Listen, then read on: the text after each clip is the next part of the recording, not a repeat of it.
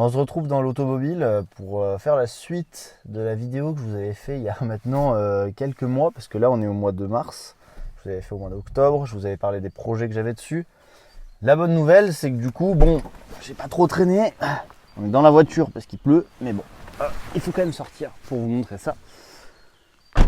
Il s'avère que à peu près tout ce que j'avais dit que je voulais faire, je l'ai fait.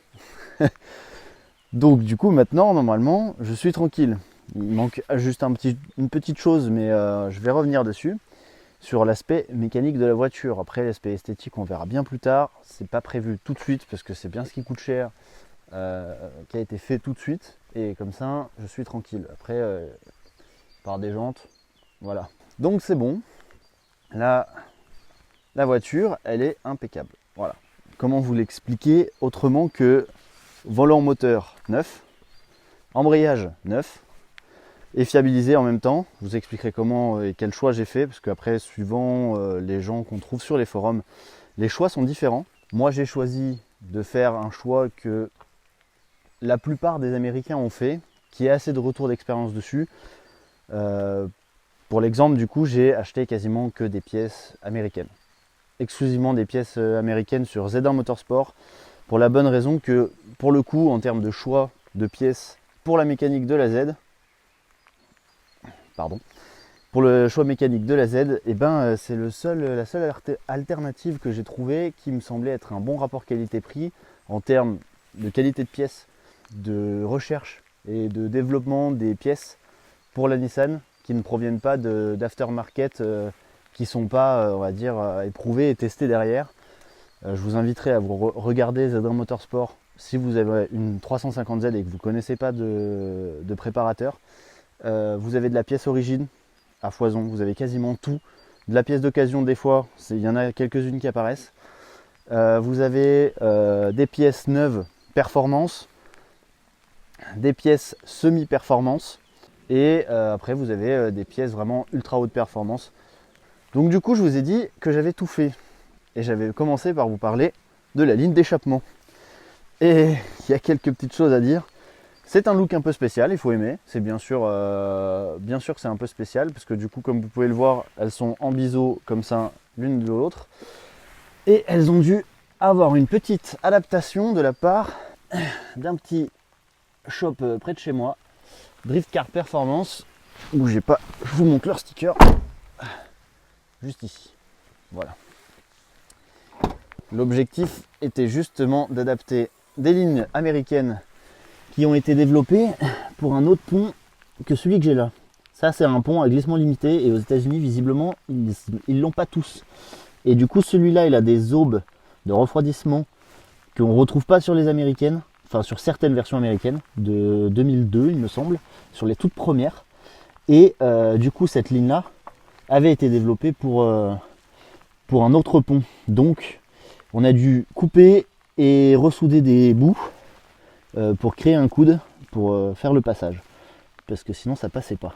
Mais voilà, le petit logo Z1, le petit chat, très important.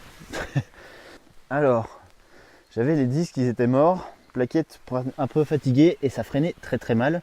Donc je suis passé sur un kit de chez Z1 Motorsport qui permet donc de passer en rainuré percé. Je vous ferai un petit retour d'expérience dessus pour voir si ça craque, parce que visiblement il y en a quand même pas mal qui pètent sur les aides des disques rainurés percés. C'est pour ça que j'ai pas pris n'importe quoi, avec des plaquettes enrichies à la céramique. Donc à froid ça freine pas très bien, il suffit de faire un petit freinage et après ça monte en température et ça va bien. Après, en termes de conduite normale, vu qu'on freine rarement très fort, ou juste appuyer un poil plus fort, et vraiment il n'y a aucune différence. Ensuite, du coup, le volant moteur et puis l'embrayage est neuf. Alors je vous mettrai des petites vidéos et photos de mon mécano Fuji Workshop qui m'a fait ça. Alors pour ceux qui seraient intéressés par un super mécano qui travaille dans la japonaise, et exclusivement dans la japonaise, je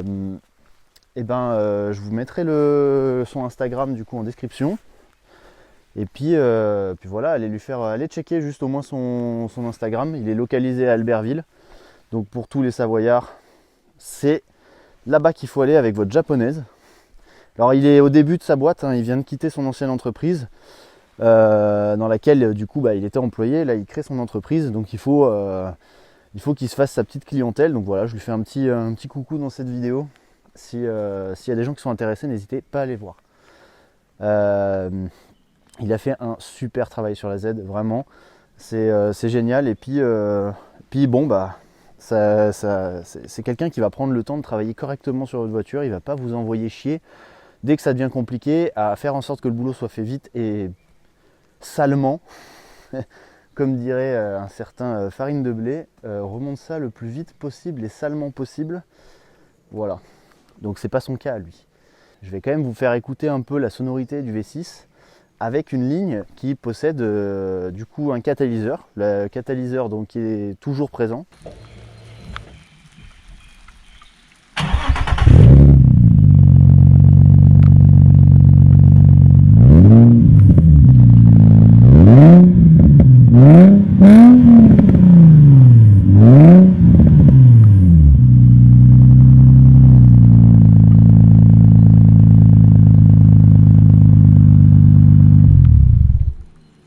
Il y a un petit détail aussi que j'ai oublié de vous dire, mais oui, je suis bête.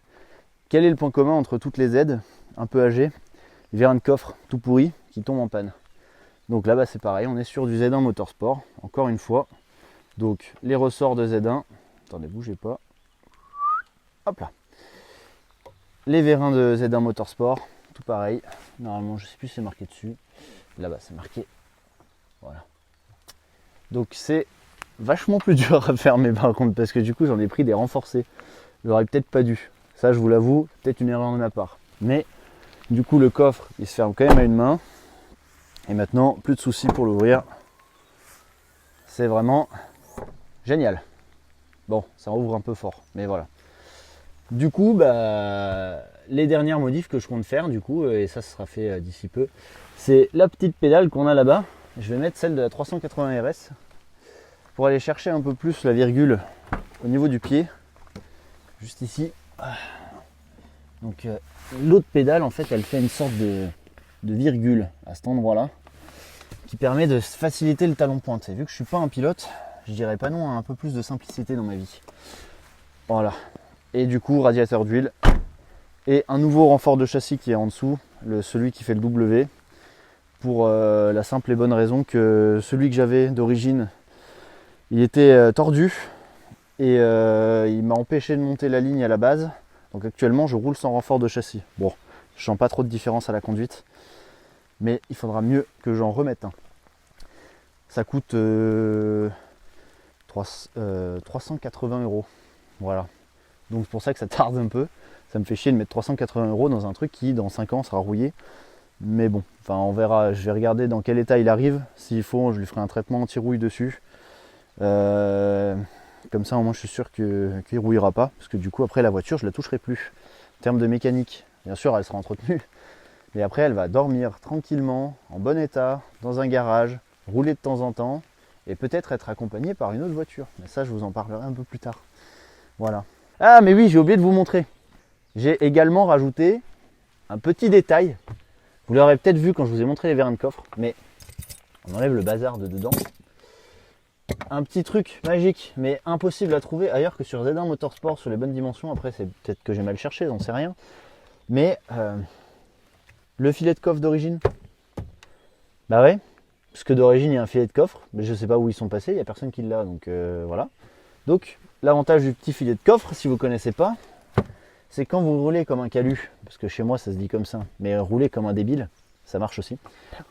Et ben en fait vous mettez vos petites affaires ici. Et ben ça vous évite qu'il y ait tout qui se balade dans le coffre et que ça fasse bong bong bong bong partout. Ouais, on repassera mes expressions, c'est pas grave. Là, j'ai réparé, je sais pas si je l'avais déjà fait sur la dernière vidéo, la séparation de coffre qui elle est également d'origine. C'est important que je précise, même si du coup les fixations ne sont plus tout à fait d'origine vu que je l'ai réparé. Sinon,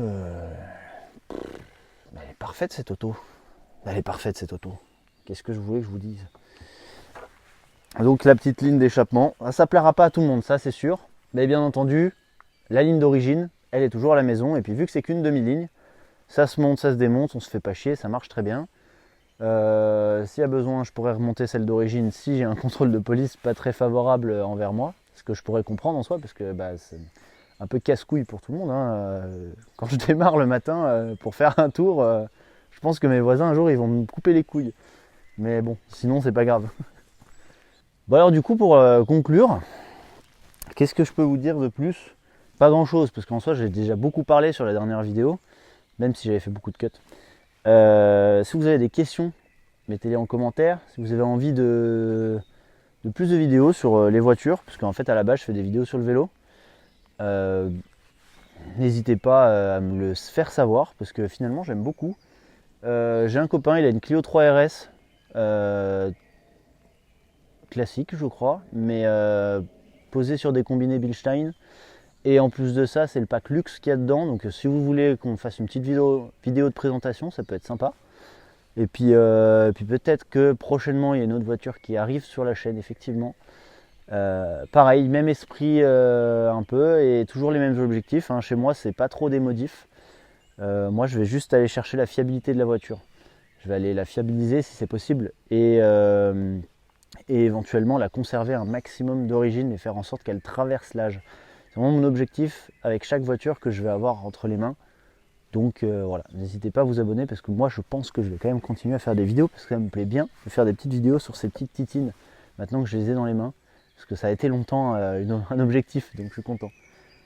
Les phares, je vais pas les changer, parce qu'il y en a beaucoup qui me disaient que ce serait sympa d'avoir le look avec le nouveau phare de la phase 2, étant donné que c'est une phase anniversaire.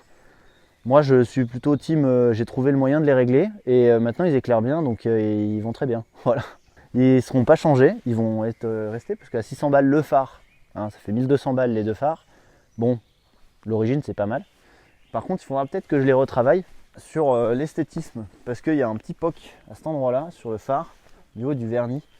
Et bon là ça se voit moins, mais c'est dommage. Voilà. Et puis pareil, niveau carrosserie, niveau esthétique, c'est tout ce qui reste à faire. Donc en soi, plus grand chose en fait. Et ça me fait plaisir. Là je sais que cette année, j'aurai que le 98 à payer. Ce qui est déjà beaucoup en soi. À 1,90 € le litre, la conso, elle fait mal, hein. Les 100 km, c'est 30 €. Ok? Non, parce que je pense qu'il y en a qui n'ont pas compris. 30 € les 100 km. Le modus du seigneur à la maison, c'est 9 € les 100 km. Hein. Donc, et puis le pétrole, attention, hein, mollo lastico. Donc on va rester sur ces belles paroles. Et cette belle voiture et ce temps merveilleusement pourri. Mais bon, j'ai choisi de faire une vidéo sous la pluie. Qu'est-ce que vous voulez que je vous dise? Donc n'hésitez pas à vous abonner, parce qu'en fait vous vous abonnez jamais. Parce qu'en fait j'ai vu la dernière vidéo, j'ai jamais fait autant de vues de ma vie. Et en fait vous êtes 2%, non 1%, même moins d'1%, parce qu'en fait j'ai que 100 abonnés. Vous êtes moins d'1% à vous être abonné suite à cette vidéo. Et c'est surtout qu'en fait j'ai pas beaucoup d'abonnés. Donc en fait 1900 vues, 100 abonnés, il y a un petit écart là. Donc bouton rouge. Merci. Et le pouce bleu. Hein. On va voir ça. Hein. Faut bien que je fasse tester.